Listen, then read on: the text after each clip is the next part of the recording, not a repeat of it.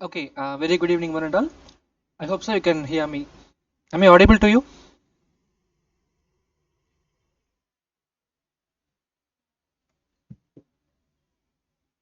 Very good evening, one and all. Am I audible to you?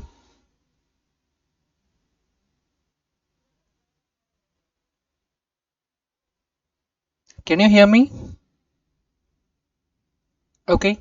Actually, I was waiting to join with a lot of members, but it didn't go well. Let's start the session. Let them see the recordings. Okay.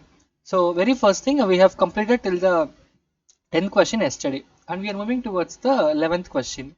So, the 11th question is in Python, hello is same as hello. Okay, so here the question is very easy to understand.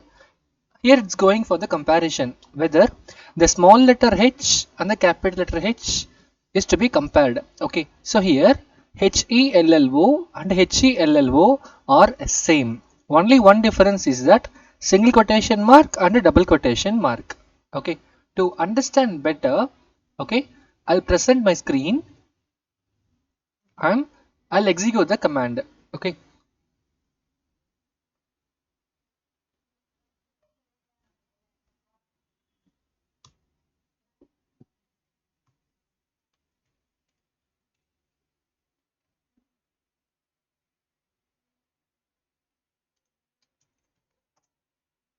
okay. Now, this is Python. Okay, what I do, I assign A equals single quotation of hello. Okay, I assign B equal to double quotation of hello. Okay, I assign A is equal to single quotation of hello and B is equal to double quotation of hello. Now I am interpreting that. Okay, what do you see? You see same single quotation for both. Example, print A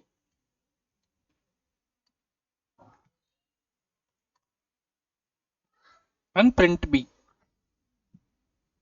There are no differences between the first print and the second print. So what it means?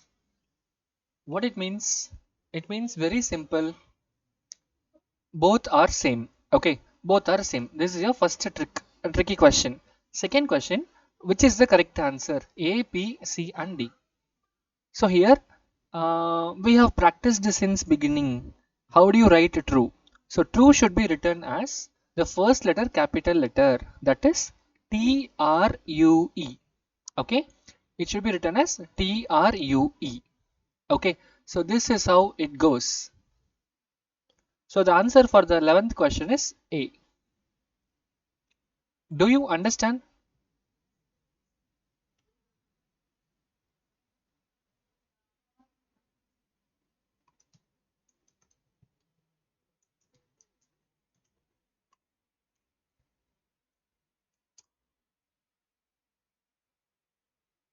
If you see my screen, um, if you see my screen, it says true.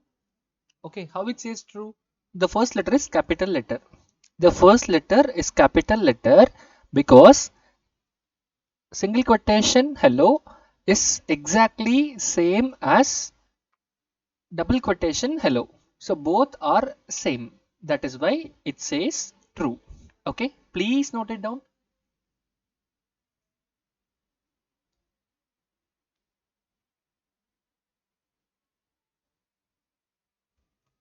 Next question.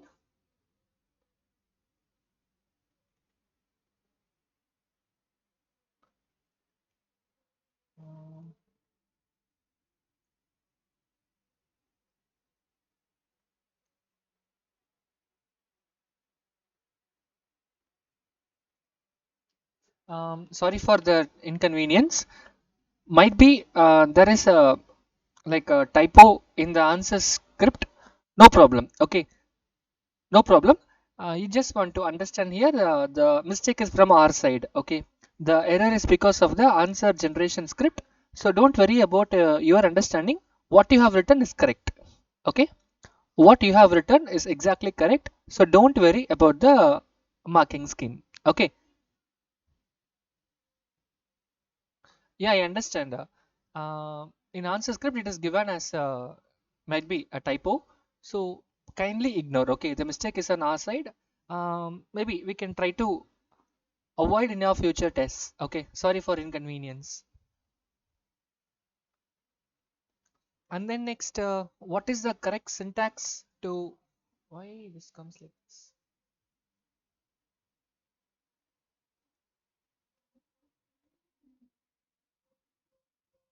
So what is the correct syntax to return the last character in the string? So it comes as the string slicing.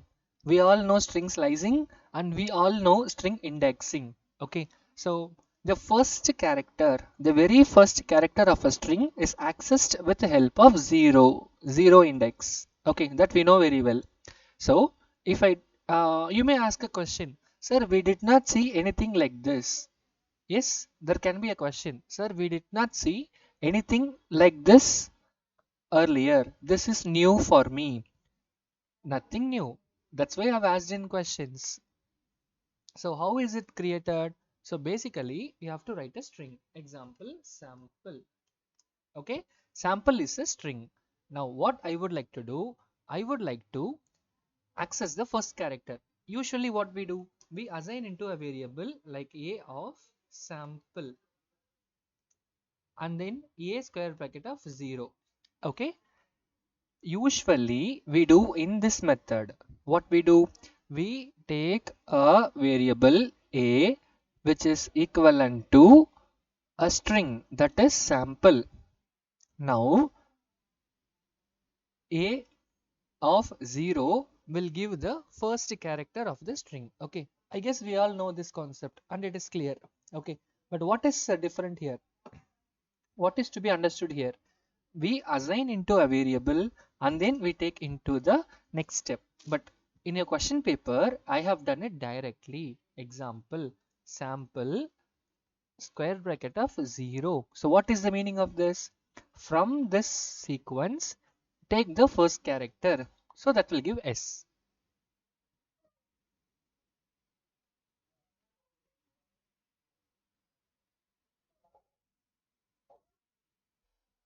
You got it? From the sequence, take the first character. If you want to get the last character from the sequence, take the last character, that is -1, that is E. What will happen if I go with a -0? So 0 is a number which is neither positive nor negative. So if you give 0, that will take the first element. Please note it down.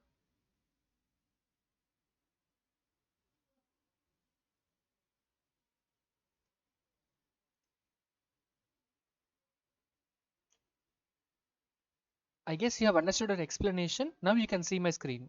In my screen, I have displayed first it is sample, that is a is equal to sample and a square bracket of 0. What is a square bracket of 0?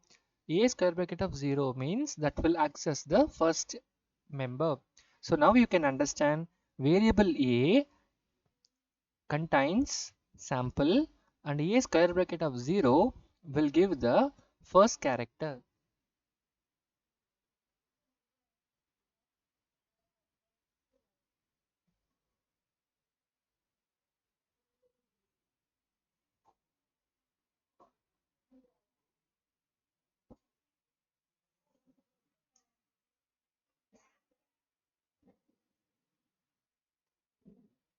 What we have done here?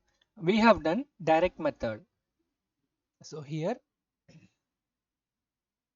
I have a string. I have sliced it very directly. So directly in the sense, directly it is sliced up.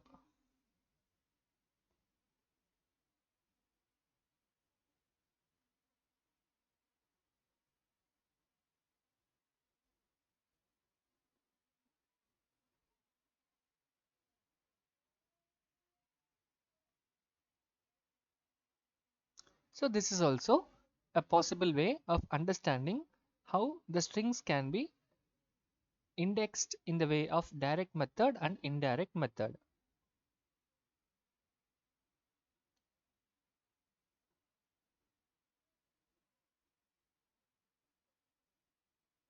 Please note it down.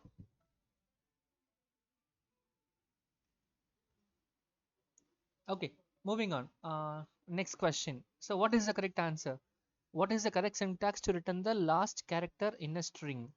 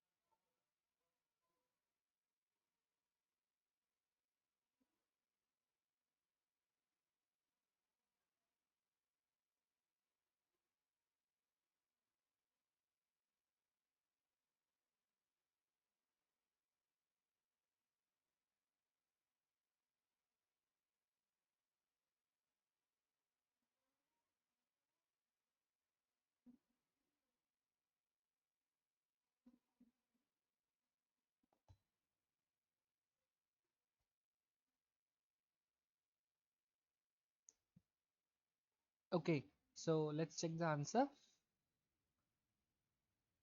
Okay, I get option C. Yes, option C is the right answer. Okay, because it gives the -1. And then moving on, next question.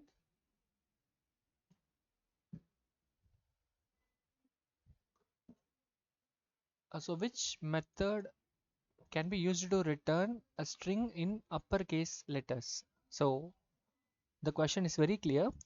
If I pass a string, okay, any number, then it should return the string in uppercase ones. Okay, it should return the string in uppercase ones.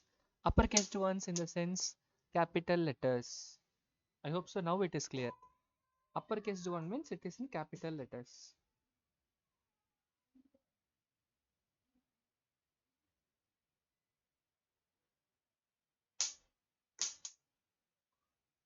So which one? Which one will be the correct answer?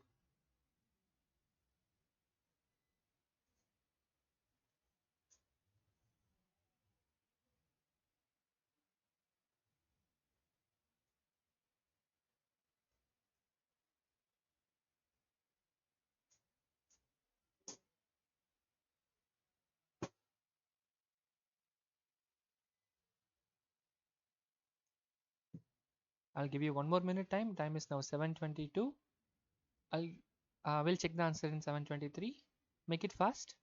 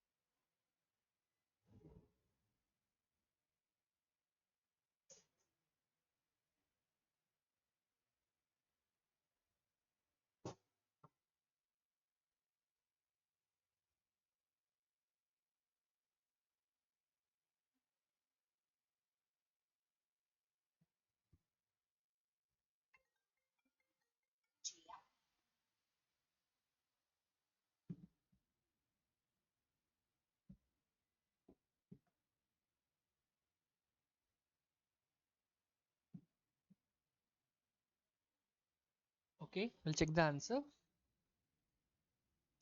Okay, everybody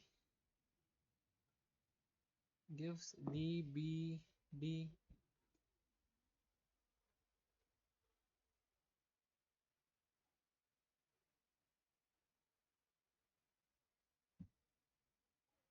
Okay, option D.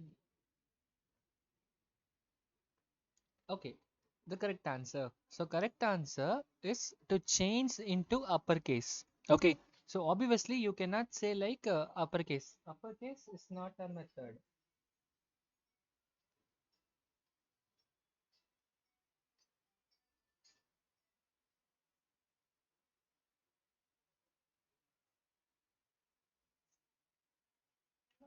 Okay, so it is not a proper way to go ahead. Next, two uppercase is also the right one, so it won't be possible. Similarly, here A and the C are same. The only difference is capital C. Okay, so obviously this is also not the correct answer. The correct answer is upper. I'll show you how is it. So A is sample. Okay, you know that very well. If I do A dot upper, you can see the output. The entire string is changed into uppercase. You see here, the entire string is changed into uppercase. You got it? The entire string is changed into uppercase. Suppose when I try to implement something,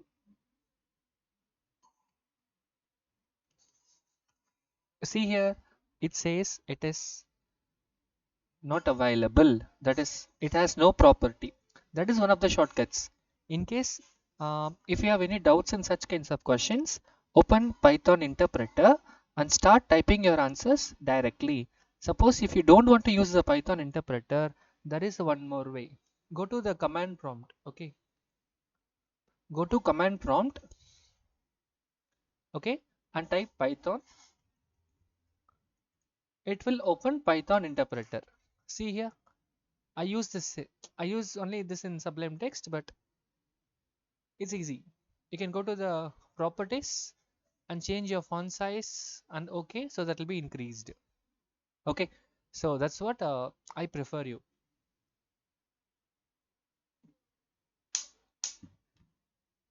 Moving on, the next question. Which condition? So which condition will identify the special character? This is one of the tough questions. Which question, which condition will identify the special character? Okay, try in Python interpreter and then please answer. Please don't answer wrong. Check in your Python interpreter, use it, execute it, and find out the answer. I'll give you 3 minutes time. Time is now 7:27. It's going to be 7:27. By 7:30, I'll raise the answers. Good luck.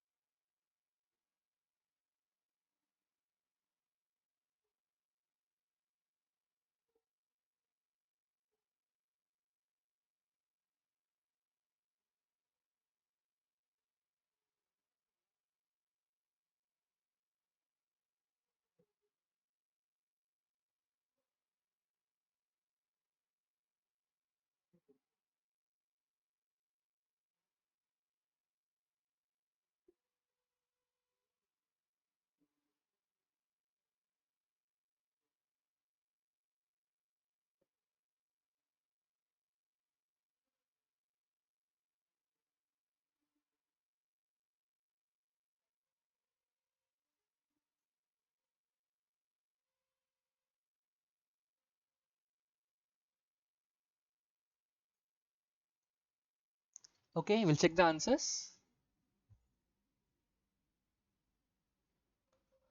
Option D is not al num. Okay, please check your answer. Yes, option D is the correct answer. Let me tell you how. Al num will check for the presence of alphabet or a number.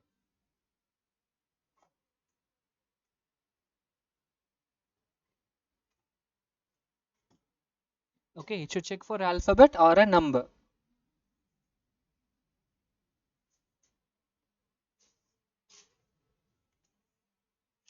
Okay, is al num will check for the presence of alphabet or a number. Al num, there is no function existing. Like nothing is like is al num. Sorry, nothing is like just al num. Only we have is al num. Is al num will check for the presence of alphabet or a number. Okay, now what is special? Nothing is like special. So that is only for you to confuse. Okay, so the C1, the C option is just to confuse you. There is no function like that in Python. Okay, it's just to confuse you. Next, not is alnum. So this is what the correct answer. If a character is not alphabet and not a number, then it is a special character. Okay, please note it down. Suppose if it is not a character, I mean if it is not alphabet and if it is not a number, then it is called a special character. Okay, so as per the justification, option D is the correct answer, not C.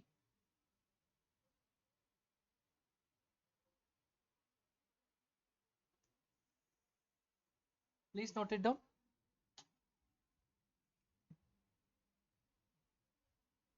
Next question. Which operator is used to multiply the sequence? So here is the hint.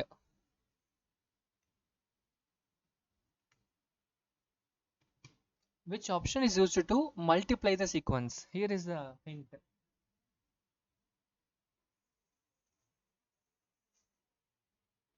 Multiply.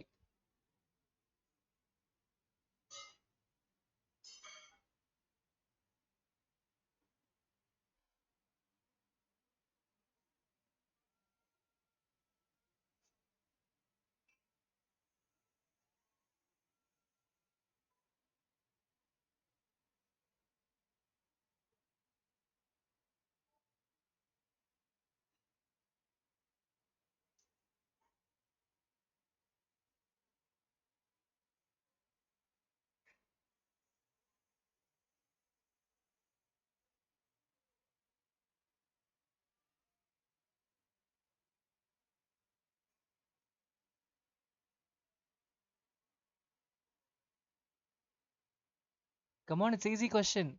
Multiply. Which is used for multiplication? That's the answer.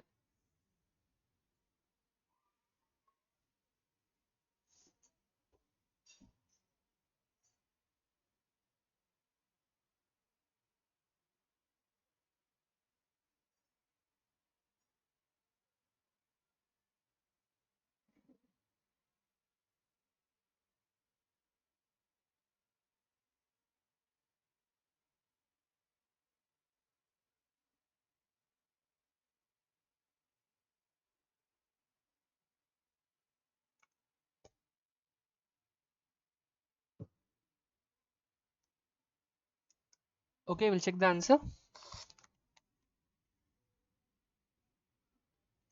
Okay, asterisk. Okay, don't forget this symbol is called asterisk. Asterisk. Okay, asterisk means this is the symbol.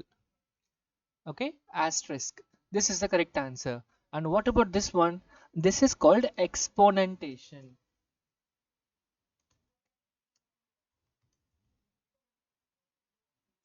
So exponentation means it will raise to the power of. It will raise to the power of. Example, 2 star star 6 means 2 to the power of 6. Star star means exponentation. That means this will raise to the power of. To the power of means 2 power 6. That is how it works.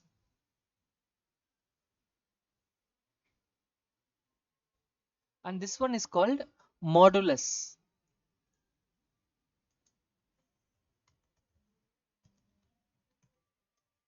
So modulus means it will give the remainder.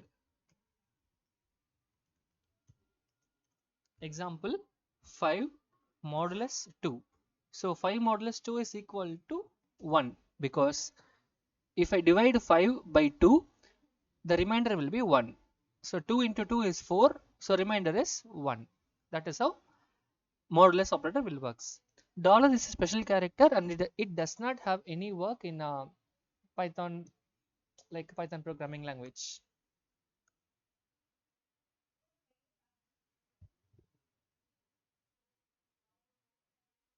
Okay, let's go to the next question. Which operator can be used to compare two values? So, which operator can be used to compare two values?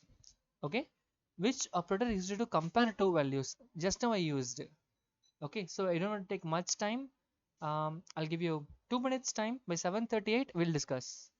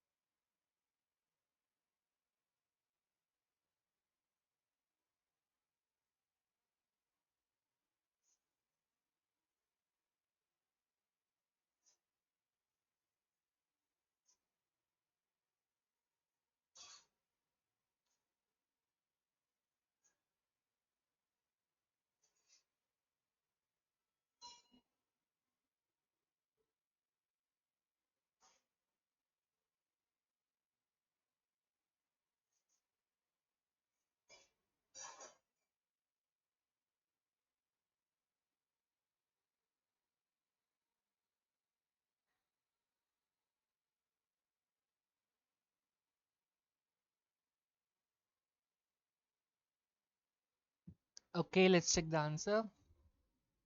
Dash is used to compare two values. Okay, now let us learn a new concept today. Okay, from this point, I would like to share a new concept today. Okay, listen carefully. Equal to. Okay, please listen carefully. Equal to will compare for the similarities. Okay, um, let's check.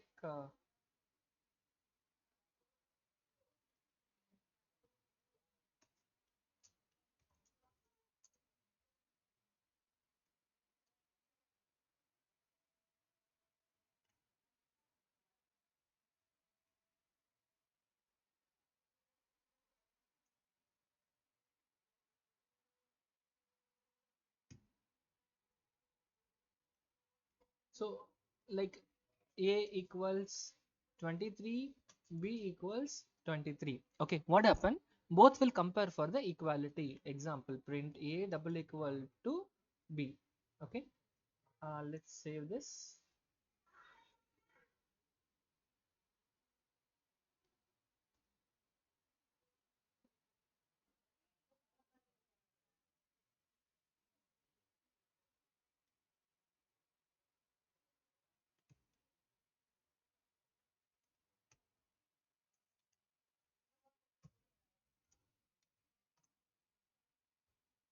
Okay, so this is equal. Okay, now let me change the question. Listen carefully. I'm changing this.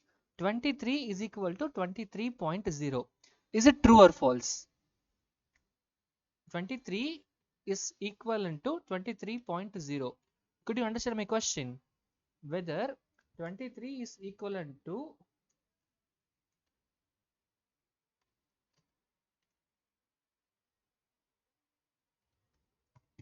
23.0, whether it is a true or false. This is true. Okay, how about this one? Is it true or false?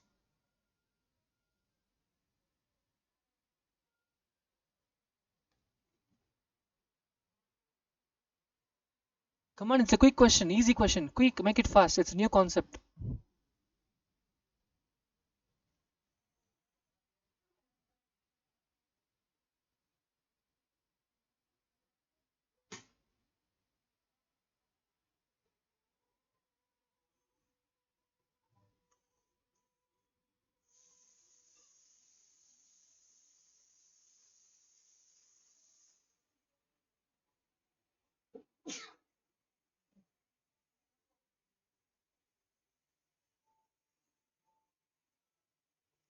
Quick. I get variety of answers. True, true, true, true, false. Actually, the answer is true. Why it is true? Okay, you are just comparing for the value. Okay, you are just comparing for the value. So this equal to sign will compare only the values.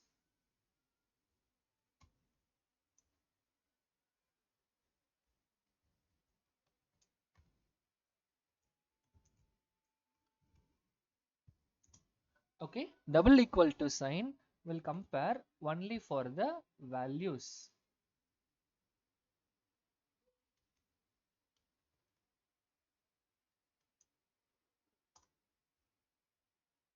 Now, how do you check the data type? See, this is integer data type and this is also integer data type. Okay, both are integer data types. Okay, so if you want to compare the data type, this equivalent to sign will not be useful. Okay, so this is equal to once again integer, but this one is float. So float means a number with a decimal point. So this is directly giving answer true. But what we have to check? We have to check for the data type. So there is an operator that is called is that will compare only for the data types. Okay, so now let's change the value. A is B. A is B, which means A is integer, true or false. Okay, so what it says? This says true. Why it says true? Because A is also integer, B is also integer. So this gives true. What about this one? A is B. That is integer is float. Integer is float. True or false? See, integer is integer. Integer is float. Integer is integer, that is true. Okay, integer is float. Is it true or false?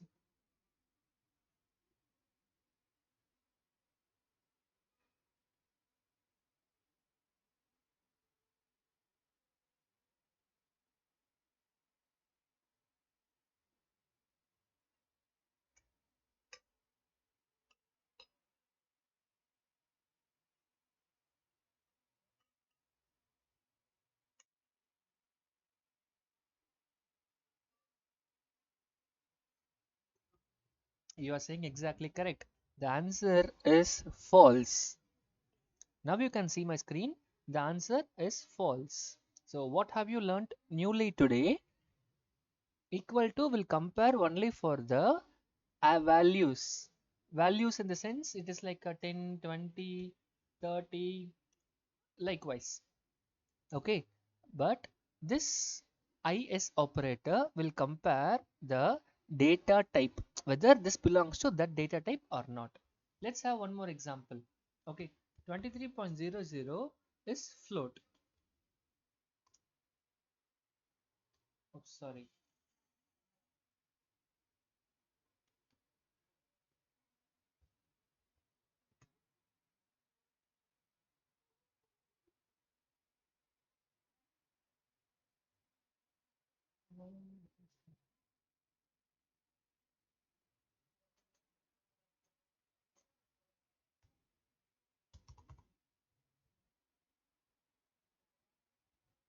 See what it does. It is not only checking for the data type, but also it checks for the values. Dual comparison.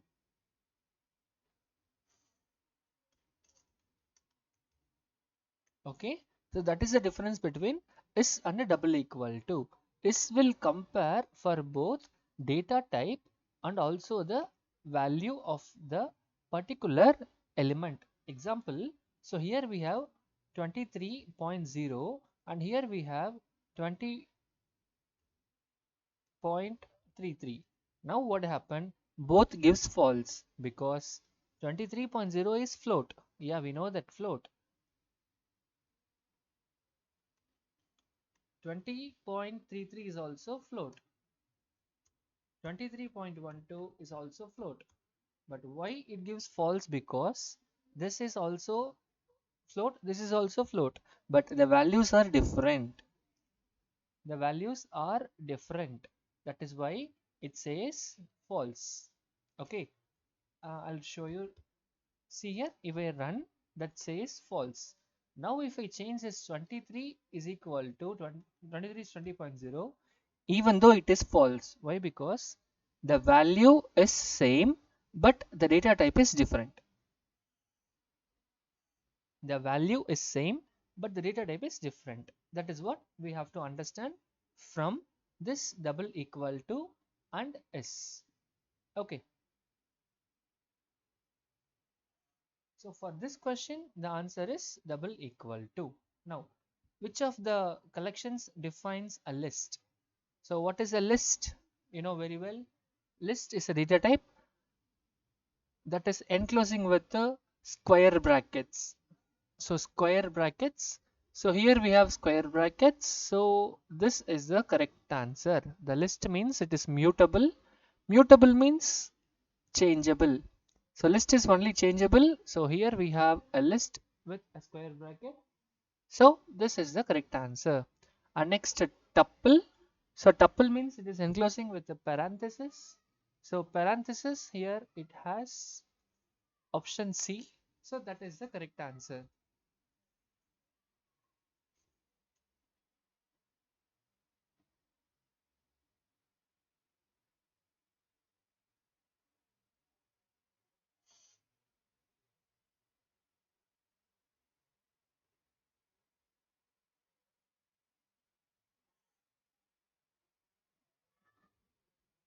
So parenthesis goes for tuple. So option C is the correct answer. And how do you start writing an if statement?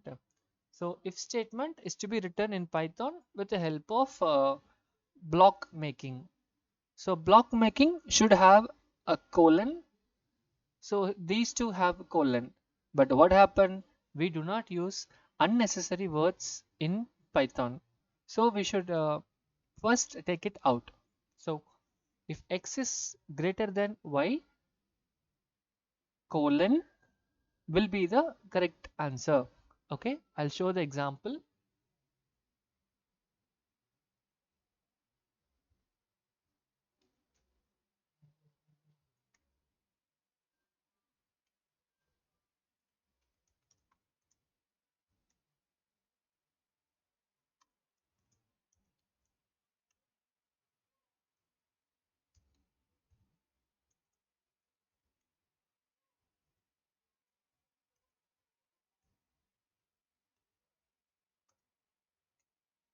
See, what is the question?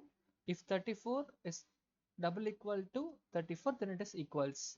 So now if I run the program, then it gives equals. Why? Because 34 is equal to 34.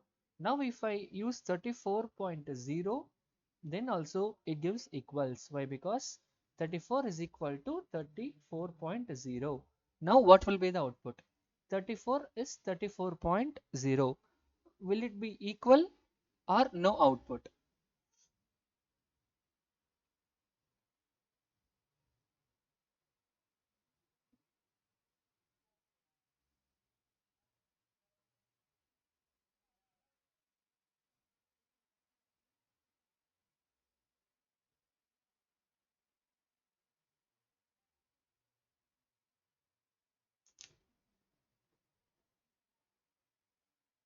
Okay, I got a few responses. Equals Basha. Just now we have learned what is the use of is operator. Is operator is used to compare the data type and also the values. So what is our question? 34 is integer and 34.0 is float. So if this condition is true, then only it executes the block. If the condition is not true, that will directly stop the program and it won't give any output. Okay, say like an example.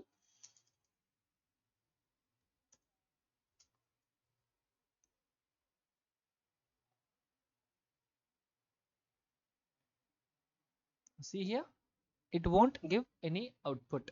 That's why I gave this question. Anyhow, it's a very good try. And the last question, how do you start writing a while loop in Python? How it looks like? So similar to the for loop, similar to the if condition, it should be starting with a block.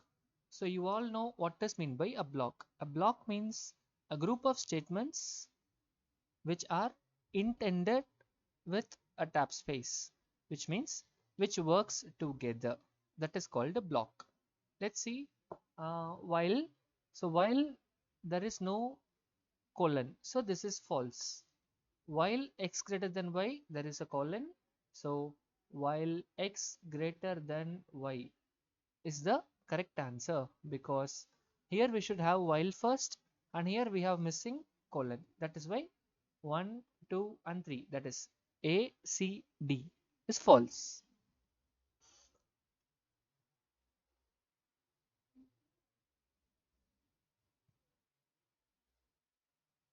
Okay, please note it down. And that's all we have discussed, all the 20 questions. At last, I would like to summarize with a simple advice. Maybe you can take it as a comment.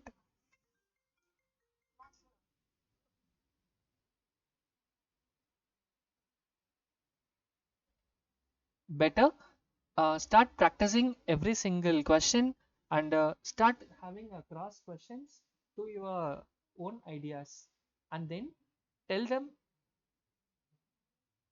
wherever you're asking with the questions with your friends with the justification. Okay, justification is very important part, because you're going to learn more than one programming languages.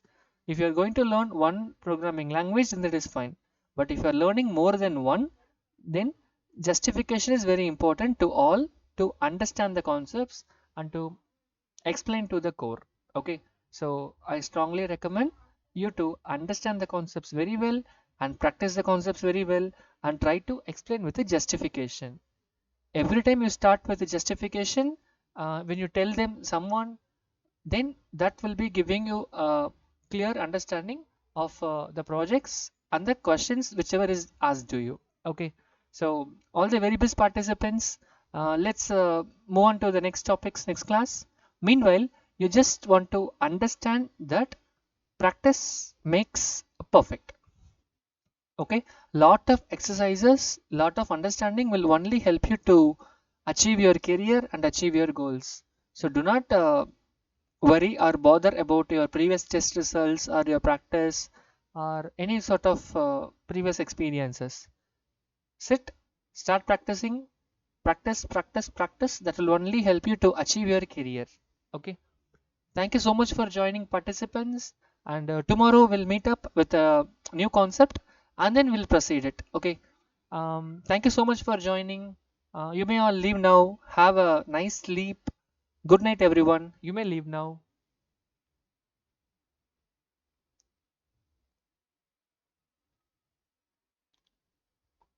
Thank you so much, participants. You may all leave now. Have a nice sleep to you all.